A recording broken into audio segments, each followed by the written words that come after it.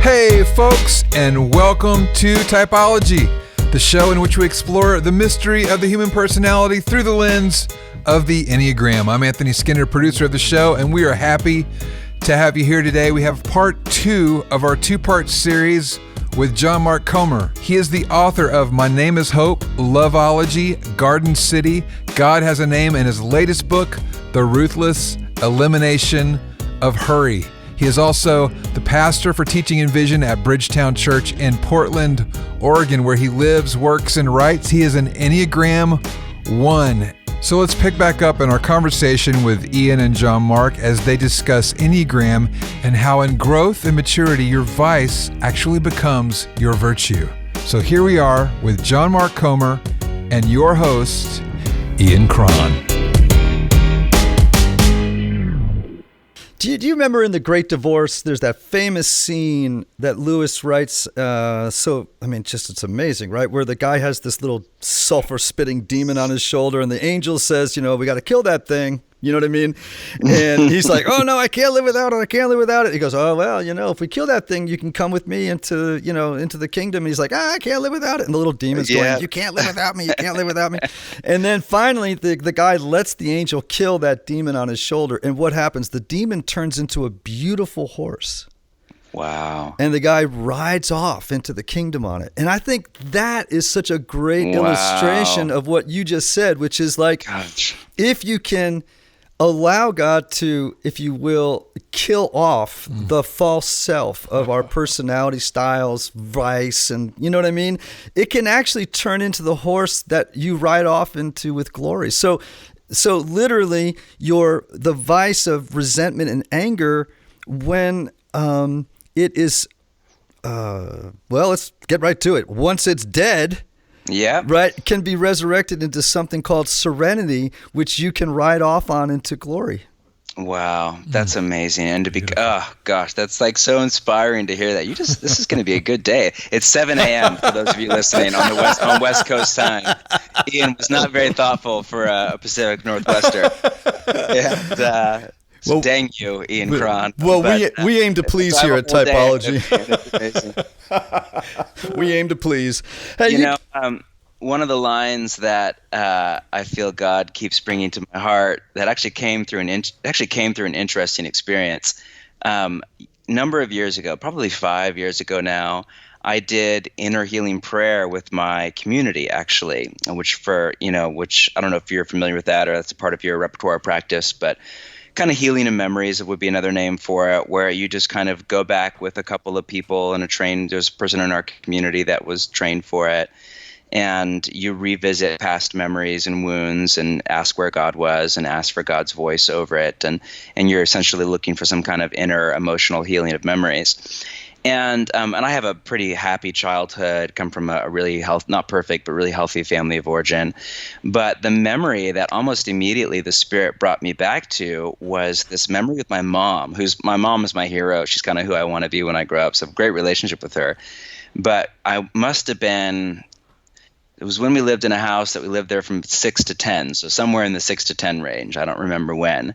And I, from a young age, could not fall asleep at night because I couldn't turn my brain off. I just always, through grade school, I just could not fall asleep.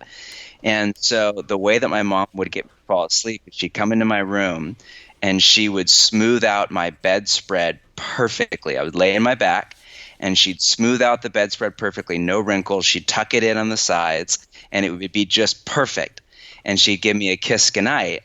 And then I so did not want to mess up the bedspread. I wanted it to stay perfectly straight, that I would lay perfectly still, and that's how I would fall asleep. And I don't think she had no malevolent intent. She was just trying to help me sleep and be a loving mother. But I thought, oh my gosh, what does that say about? What 6-year-old can't sleep until their bedspread is perfectly tucked in, And the phrase that I felt when I came back to that memory that I felt from the Spirit was just, it doesn't have to be perfect to have peace. And that's the phrase that I will just bring to mind every single day. It doesn't have to be perfect to have peace. It's that tree imagery, in the wind. Like, things can be all over the place and a mess and imperfect, and I can still be stabilitas, at peace, happy in the kingdom, Yeah, man. Well, that's because, the world is full of unmade beds. Okay, the world is an unmade bed, Ian Cron. That's right. It is. The world is an unmade bed. And so that's the acceptance of reality that one's kind of have to get to, right? It's like, hey, the world is full of unmade beds, but that doesn't negate the possibility of my being at peace in it. Yep. Right? That's pretty beautiful. You were saying earlier that you kind of have gone through an existential crisis lately with the Enneagram. You mentioned that before we got started. Oh, yeah. In fact, existential crisis over being on this podcast. My lovely wife, last night we're on a date, and she's like, what are you doing in the morning? I'm like, I have an early morning podcast with Typology, and she loves your show. And she thought, wait, what? She was like shocked that I would come on, because for the last year, I've been in this like existential crisis with Enneagram, and I haven't been telling people my number for the last year or so, but it's with like a low level of commitment because I still have all sorts of questions.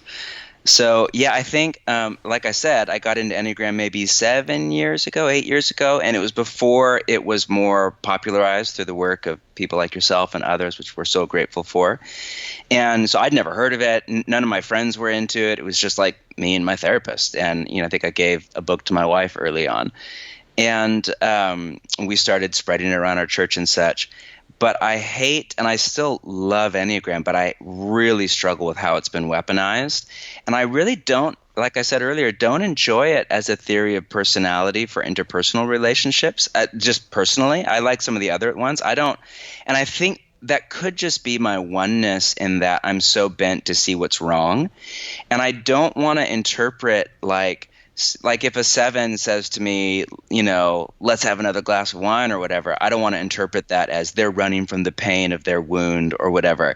I'd love to just say, oh, this is a fun person and let's be together, or whatever. I don't want to interpret malevolent intent toward me or others. I don't want to see the negativity in somebody unless if it's, a really close personal relationship that I will see that side of them either way, and it helps me to cultivate compassion. But I remember, and you know way more about this than me, but my understanding, so tell me if I'm way off here, my understanding was that for many years in the Jesuit tradition, that it was used, the Enneagram was used between a spiritual director and spiritual directee. And often the director would not even tell the directee what the Enneagram was or what their number was. They would just have this framework. They would get to know the person, and they would say, oh, I bet you Ian's a 4. And they would just use that framework to kind of help the person pray and grow into maturity. And then maybe if and when they thought the person was mature enough to handle, because there's a lot, people use it in weird ways. They use it in identity ways. They can use it in victim mentality. They can excuse behavior, when they don't use it well, or when I don't use it well. When they thought they were mature enough, they would say, hey, there's this thing called the Enneagram, and I think you would identify as a type whatever, And then my understanding is then you're not allowed to tell other people your number because it's an intensely private thing. So I will never forget when I asked my spiritual director, who was a Jesuit priest, hey, what's your Enneagram number? And I'm pretty sure he was a 5 and . You would have thought I just asked him like a horribly inappropriate question about his sexuality or how much money he made that year, or, you know what I mean? Like something just total that you don't ask people. Who did you vote for in the last election or whatever? Well, I guess we ask each other now. But he just literally leaned up against the back wall, covered his like arms over and looked down at his feet and said, I'm sorry, we don't say. So I thought that was ridiculous at first, but I guess now, a few years in, I see some of the wisdom of that. But maybe I'm crazy. So tell me so I guess I'm wrestling with that. Like, do I want everybody to know my deepest, darkest motivations? And in particular, as a pastor, people project all sorts of stuff onto you. Projections, like one of the main things I deal with as a leader. So people are already projecting their father or some bad experience they had with a man or whatever onto me. I don't know if I wanted them to project oneness onto me too. Yeah. But it's an open question in my mind. Hence, here I am having this conversation. So can you give me a little free therapy? Sure. And can you educate me a little bit here? Sure. Hey everybody, with my busy travel schedule, I don't always have time to sit down and open up a book or read the newspaper, so I use Audible daily. Audible is a leading provider of premium audio information and entertainment on the internet. I listen to Audible when I'm out walking through an airport, driving my car, or just doing my daily workout. With free access to the New York Times, Wall Street Journal, and the Washington Post, I'm always up to date on current events. Audible content includes an unmatched selection of audiobooks and other audio products. In fact, you can even learn more about the Enneagram on Audible by listening to Beatrice Chestnut's audio of The Complete Enneagram, Helen Palmer's The Enneagram, or even The Road Back to You by yours truly. So, I encourage you to start listening today with a 30-day trial and choose one audiobook plus 2 Audible originals for free. Just visit audible.com/typology or text typology to 500-500 to get started today. Again, that's audible.com, audible.com/typology, typology, or text typology, typology to 500-500 to get started with Amazing Audible today. Yeah, well, I mean, some of the history you're describing is absolutely true. That's the provenance of the Enneagram, that it was originally used in spiritual direction between Catholic priests and novices, or between spiritual directors and directees. There was more hesitancy around talking too much about type and knowing each other's types. I think, the Enneagram can be approached from at least 2 different perspectives. One would be from a purely psychological perspective. So at that level, the rules change, right? You're far more forthcoming. If that makes sense. In the religious setting, the treatment of the instrument would be approached very differently. Because you're talking more about the sin aspect of each. Yeah, that makes sense. Yeah, and now remember, if your spiritual director actually is a 5, of course they might respond by saying, "I don't talk about that." You just weaponized it. Come on. Yeah. Well, I'm just saying. No, I'm just saying. You just interrupted and entered my space. And, yeah. I mean, it might have been. If you ask me that question, I'm happy to talk about it. But a 5. Oh, I know. It's like when people say, "Oh, I don't identify with a number Enneagram." I'm like, "Oh, that must mean you're a 4." Right. Because you don't want to be pegged down, which is my immaturity when I think that. But here's the thing.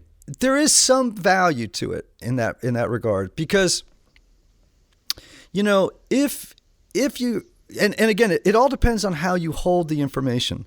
If you hold it with a light grip and you say, John Mark, maybe he's a 1, and knowing that he's a 1, I'm going to be curious about him. Mm-hmm. I'm not gonna put this template or this grid over him. I'm just gonna keep this in the back of my mind because I want to know how best to love John Mark. Yeah.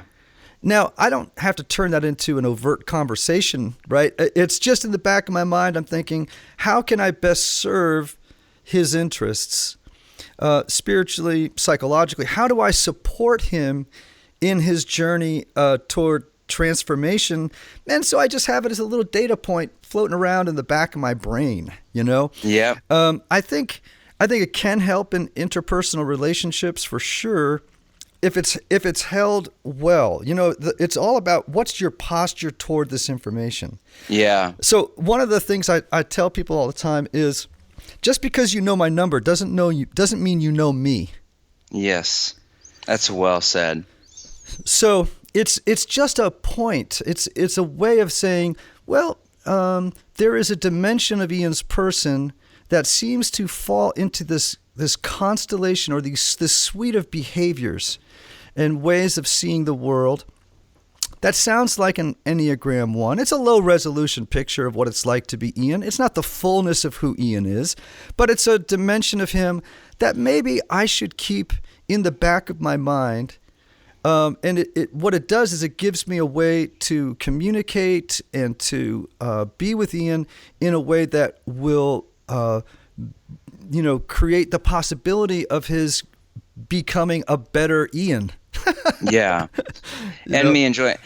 I think the problem for me, it's so well said, is I think it takes an enormous amount of psychological and spiritual maturity to handle it the way that you just said. Mm-hmm. Like, it takes a lot of relational dexterity. I loved how you said hold it lightly and recognize this is not a full picture of who he is. I just think that takes an enormous amount of maturity.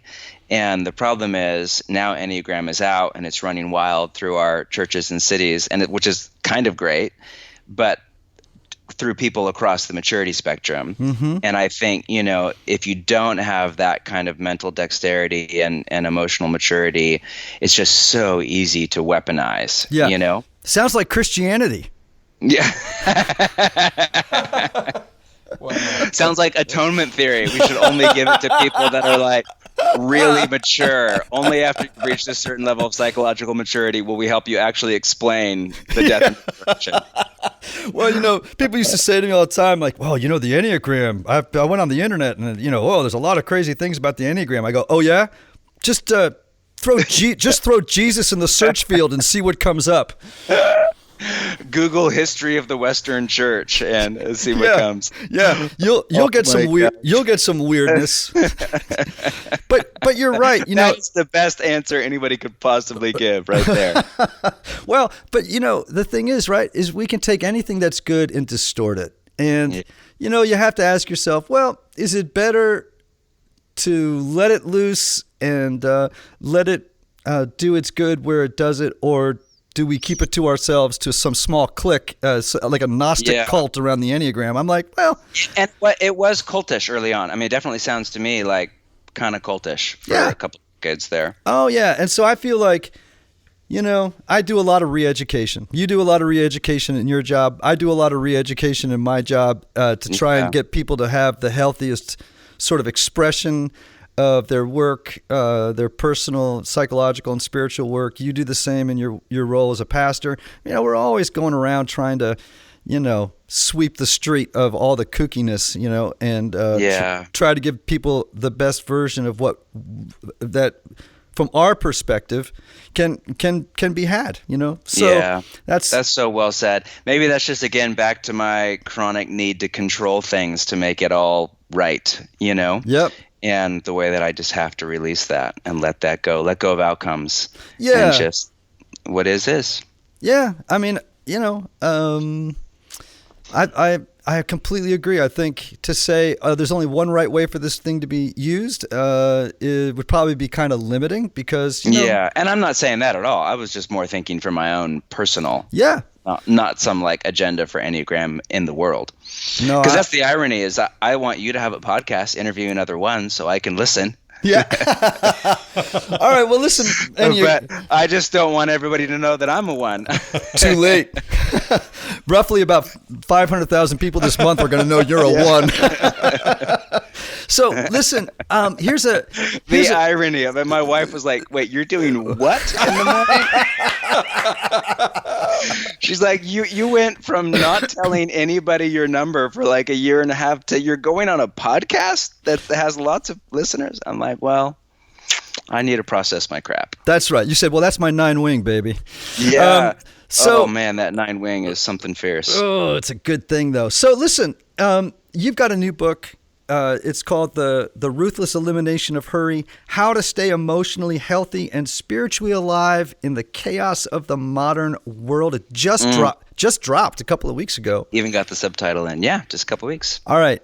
I have never heard a title of a book that is more unlike a one than really? The Ruthless Elimination of Hurry. Because serenity, man, we're on the path to serenity. Yeah, well, yeah, but like so that Ruthless Elimination of Hurry, ones are notorious for never stopping for constantly, rushing around, trying to fix the world. Everything they see is sort of a beckoning to work, to not stopping. So indexing the windows, all the things. Right. And so I'm just curious, and you've kind of answered the question in our conversation already, which is, you've done a lot of work on yourself. So, but your typical one, the idea that you could eliminate hurry, it's just not part of the disposition or the temperament of the one. It's very hard for them to stop hurrying. So I guess tell me about the book, and then how it is that you have begun as a one to eliminate hurry in your life. Anthony. Yes. When people come to me with a problem, yeah, they can't figure out, one of the first things I ask is, how much sleep have you been getting? It's a good question. Right? Because one of the most important things we can do for our bodies and our minds is to get enough sleep. Sleep is important every single day of the year. But around the holidays, it can get even harder to find time for those precious hours. With countless parties to attend, gifts to buy, meals to cook, and family to entertain, it can be difficult to put those racing thoughts to rest. When you finally do get to bed, you want to make sure you can fall asleep and stay asleep. And this is why I recommend trying Calm. It's the #1 app for sleep and relaxation. It includes hundreds of sleep stories and a ton of other content like soothing music from artists like Sam Smith, guided meditations, breathing exercises, and more. For a limited time, Typology listeners can get 25% off a Calm premium subscription at calm.com/typology. That comes with unlimited access to Calm's entire library, and new content is added every freaking week. Get started today at calm.com/typology. That's calm.com/typology. So the book is built around a conversation between Dallas Willard, who is kind of I feel like every pastor has some thinker in church history that they've built their theological and spiritual paradigm around. So you read a Tim Keller book, and you don't get more than 2 pages in without a C.S. Lewis quote. For other people, it's Luther or Bonhoeffer or whoever. For me, I think it's just Willard. His writings have done more to shape the way that I follow Jesus than really anybody that I'm aware of since the New Testament. And he once said to John Ortberg, who's another pastor and writer, a generation ahead of me, hero of mine that I get to spend some time with on a regular basis. So John told me this story a number of years ago, and he's since put it in a few of his books. But Willard just told John that hurry is the great enemy of spiritual life in our day, and then said you must ruthlessly eliminate hurry from your life. And there's a whole rabbit trail, whole book, but there's all sorts of things in that really I just felt a deep resonance with in my soul, and have really come to the conviction that hurry is incompatible with love. If the telos of the spiritual journey is to become a person of love, and how I would define spiritual life, which is such sentimental language that people throw around inside and outside of the church, that I don't think it has a lot of mental traction anymore. So I would just define spiritual life as our capacity to receive and give love in relationship to God and other people. And at that level, hurry is essentially incompatible with a life of love. And as I think about it, all of my most unloving moments, all of my worst moments are as a husband, father, friend, pastor, are when I'm in a hurry. And, the nature of hurry is not a lot to do. There's a healthy aspect of just I'm giving my life away, but it's just too much to do. And so the only way to cram it all in is you speed up your mind, your body, your relationships and interactions with other people to this insane pace that becomes 100% incongruent with love. Love is patient. That's Paul's first thing on the list, There's a Japanese theologian, Kosuke Kiyama, that I love. It was this little book called 3 Mile an Hour God. I'm not sure if you've ever heard of that or read that. Great title. I had to Google it. I'm like, 3 mile an hour. God, what is that? Apparently 3 miles an hour is the speed of walking. And he has this essay on love, and it's so good. It's the title for that book. And he basically just makes the point that, God, we talk about walking with God, not running with God. And he just has this line that God walks slowly because he is love. And if he was not love, he would go much faster. But how love has this speed, this inner spiritual speed that's slow. And, at a psychological level, they tell us that, as you know, that listening well and attention and compassion is virtually indistinguishably loving. Even if you fully disagree with what's being said, if you feel listened to and attended to, you feel loved by a person. And love is painfully time-consuming. All interpersonal relationships are painfully time-consuming. So, yeah, I think in my own autobiography, I was that person that was insane, workaholic, up late, driver, ambitious, go. And I just was an unkind, critical, mean person. Not that all that's out of my body yet, but it just hit me really hard. Oh, wow, I can't live a life of speed and become a person of love and joy and peace. And so, the book has really come out of that story so it's aspirational idea. Most people hear that and say, oh, yeah, that sounds great. I want to be happier and more loving and not so rushed. But how in the world do you do that with an iPhone and a family and a job, and I live in a city, like all the stuff, So the book is also a ton of just practices from the way of Jesus, like Sabbath, quiet, stillness, contemplative prayer, that help slow us down and help us live from like a deep inner kind of serenity and calm and peaceful awareness to what is, as we go through the chaos of life and family and parenting and work and the digital age, Well, I can think of, it sounds beautiful. I can't wait to read it after you send me a signed copy. One of the things that I just as you were talking, I was thinking, wow, what a great book for, every single type on the Enneagram. But for different reasons. Twos could be running around, rushing to help others, make everybody happy, and do everything, and do all the things that need to be needed. Right, and threes for obvious reasons, achievers for sixes and sevens and eights, in particular. Those numbers come to mind very, very quickly. But particularly for ones, what you were describing, I love what you were saying that.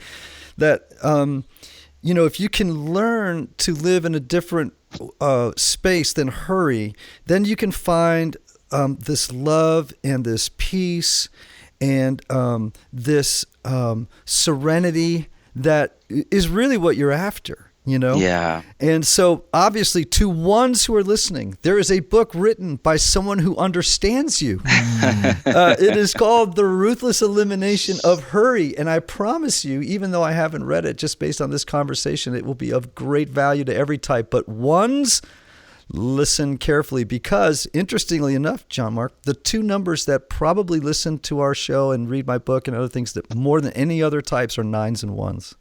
Really? Mm-hmm. The one doesn't surprise me at all, because we're bent toward self-improvement, right? Because everything has room for improvement. But why the 9? I don't know. And my wife loves your show. Yeah, so she invested in that. I think 9s have the potential to be the most spiritually evolved number on the Enneagram. Yeah. Mm-hmm. And I think that they are. Is that because they have access to so many of they can be so well-rounded kind of things? Yeah, I think 5s and 9s are probably the most natural mystics on the Enneagram. Yeah. 5s make great Zen Buddhists. You know what I mean? They're because of that sort of, and it's not a great feature of them. It's actually not. The Buddhists would actually not probably use the word detachment as much as non-attachment. Yeah. And so I think health for a 5 is to move from detachment to non-attachment. Yeah, right? Exactly. That's well said. I think 9s are naturally bent when they're healthy towards non-attachment, toward, they have a very diffuse attention, so they pick up a lot in the environment, sometimes too much. They can be a little bit like one of those little critters. I hate to use the word slug, but that's what it is, that when it gets wet, it just kind of blows up. It's so it's so porous.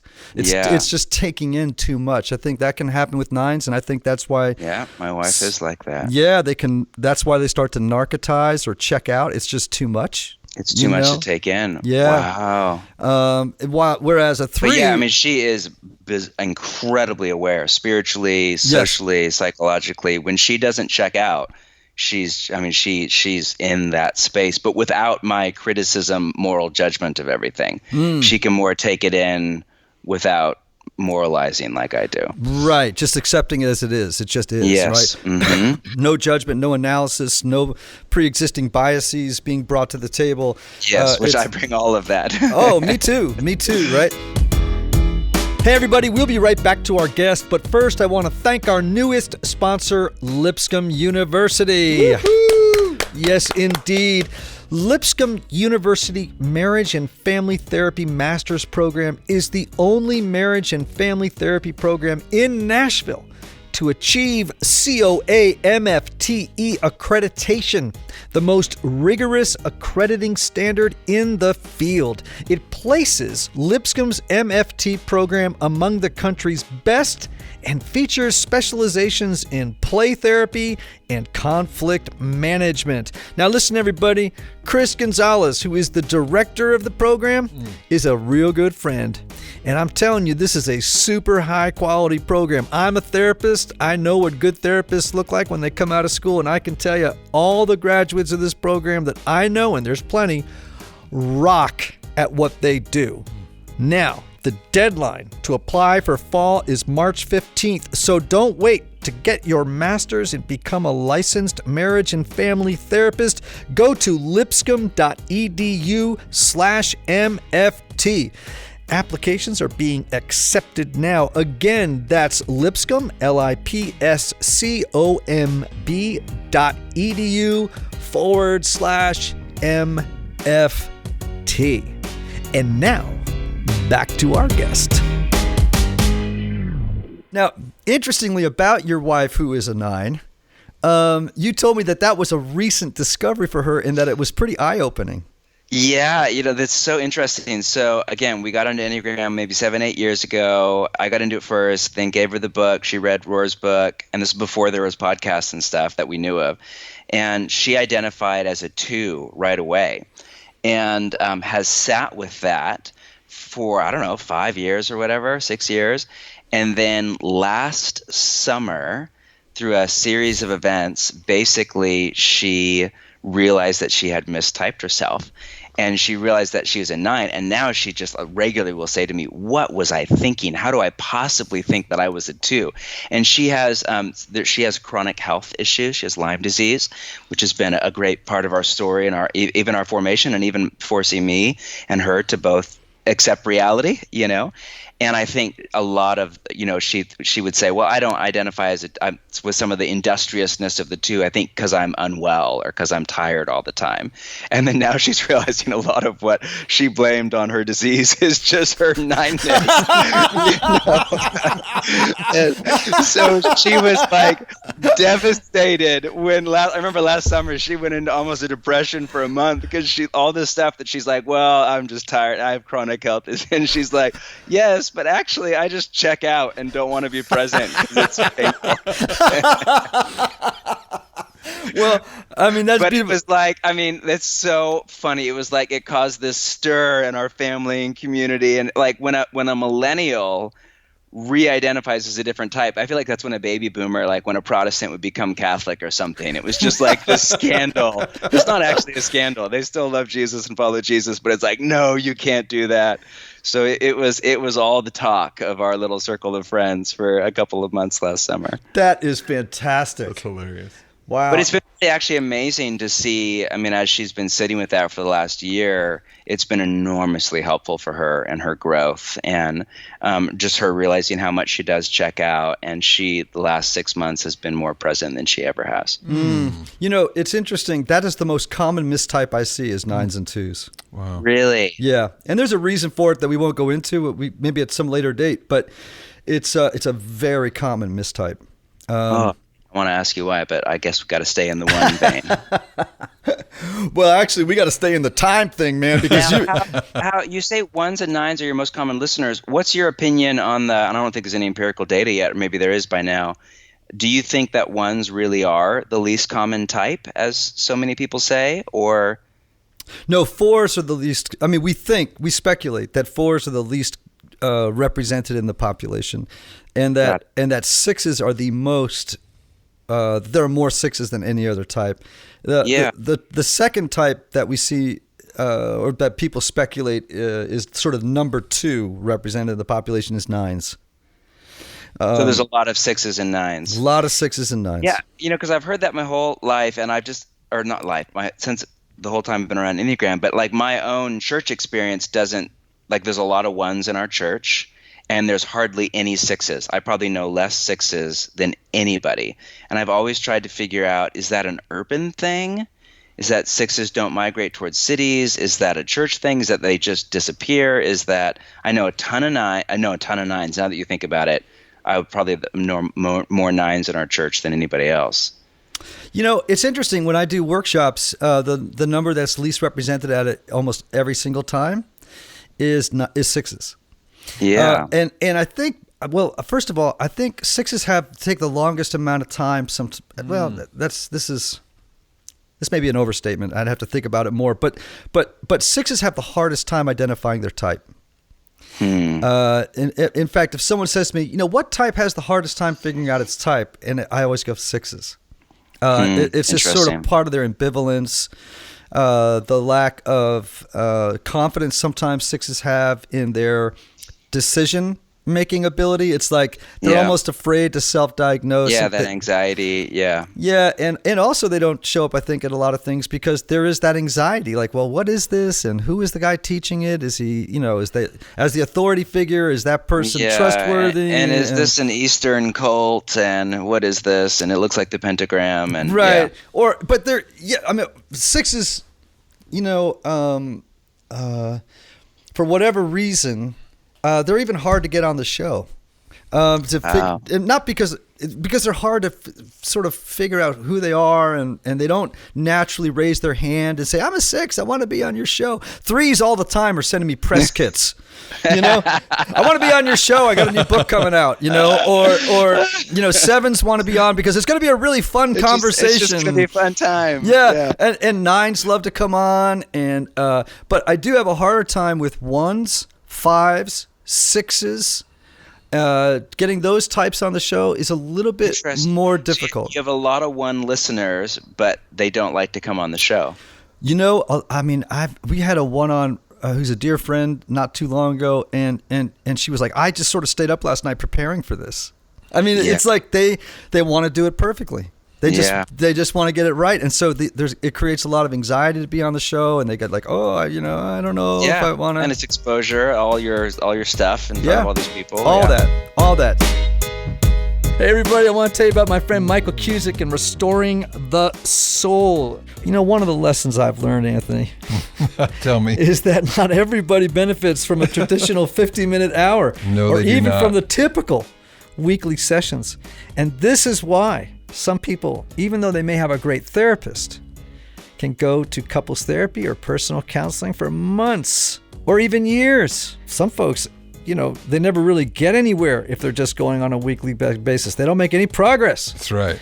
So this is why I'm such a fan and a believer in the intense counseling process at Restoring the Soul in Colorado. Restoring the Soul was created by my longtime friend Michael Cusick, who helps couples and individuals experience deep change in half-day blocks over 1 or 2 weeks. Michael and his team know that sometimes you can't wait months or years, Anthony. That's right. To get to the bottom of an issue or experience breakthrough. So I want you to get a hold of Michael and his team if you really feel like you're in a rut and you can't wait months or years, you can call Restoring the Soul for a free consultation. That's 303-932-9777 and learn how their intensive counseling process can jumpstart your journey or launch you to a whole new place in life. Make sure to visit www.restoringthesoul.com/typology to download their PDF called, Anthony. Hey, 5 ways unaddressed trauma may be derailing your relationships. And now, back to our guest. So we're in this sort of Thanksgiving season, and so I have a question for you, but I'm going to go first. And the question is, at this time of year, what are you at this point in your spiritual journey most thankful for? Like, what is it that just brings up a well of gratitude in you? And actually, I won't go first. You go first. You tell me what that is for you right now. Oh man, I feel like maybe I should give a really spiritual answer. But honestly, we just moved a year ago, and we've lived in the city for many years, which we love urban living and all of that. But Portland is built up against Forest Park, which is the largest urban forested park in America. It's 5,000 acres, and it abuts literally to downtown. So you go right from like 6-story apartment buildings to just forest. And it's untouched, and it's beautiful, and it's always been my place to go run and walk and experience some serenity and come to peace. So long story short, we were able to get a house that abuts right up against the forest. So we're right kind of in the city, but our backyard is like looks out basically on 5,000 acres. You don't see it all, but you just look out into the forest. You see nothing but forest. And that combined with, I think, some of the inner work that the Spirit of God has been doing in me to just slowly, very slowly, but surely bring me toward serenity. When those two things come together, external serenity with internal serenity in moments of morning prayer, or contemplation, or a Sabbath where I'm just sitting there on the back deck reading poetry or whatever, it's like I couldn't be more happy and alive. Just to be at peace in nature. For me, I mean, that's to be at peace with God in a beautiful, quiet place. I can't really think of anything that I'm more grateful for. Lots of great things happening. I have a book out, and the church is doing well, and blah, blah, blah. Honestly, that stuff's like so far down the bank. I just want to like sit in the quiet in the forest and enjoy God and my family. That's what I'm really grateful for. Wow, that's beautiful. I am honestly, and I'm not saying this because it's a great wrap for our conversation. I am grateful that I get to, that as a job, I get to talk to interesting people and answer important questions, or at least try. You know what I mean? Yeah. Yes. What a gift to like just hang out with people and hear about their journey, to hear about the mystery of their life, and then also to just get paid to answer interesting questions about life, at least from my perspective. I'm not saying the answer is always right, but at least to kind of like have to sit and wrestle with them. And this conversation is an example of that gift to me, Yeah. So thank you so much. And what a joy that the gift to you is a gift to the rest of us too. I mean, it's so helpful, the things you're saying. I feel like I'm getting free therapy right now. Seriously, I mean, it's just so helpful. Well, the meter's running, and we are sending you a bill. Send me a bill afterwards. And I don't take insurance. The Ruthless Elimination of Hurry, How to Stay Emotionally Healthy and Spiritually Alive in the Chaos of the Modern World is John Mark's new book. I want to strongly commend it to every type on the Enneagram, but Enneagram Ones, this guy, I'm just sure his voice is going to speak into your life in particular.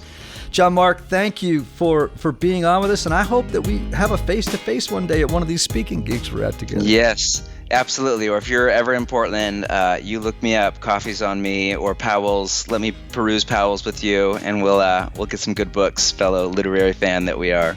Yes. Hey, everybody. I want you to remember the words of the great Oscar Wilde. Be yourself. Everybody else is already taken.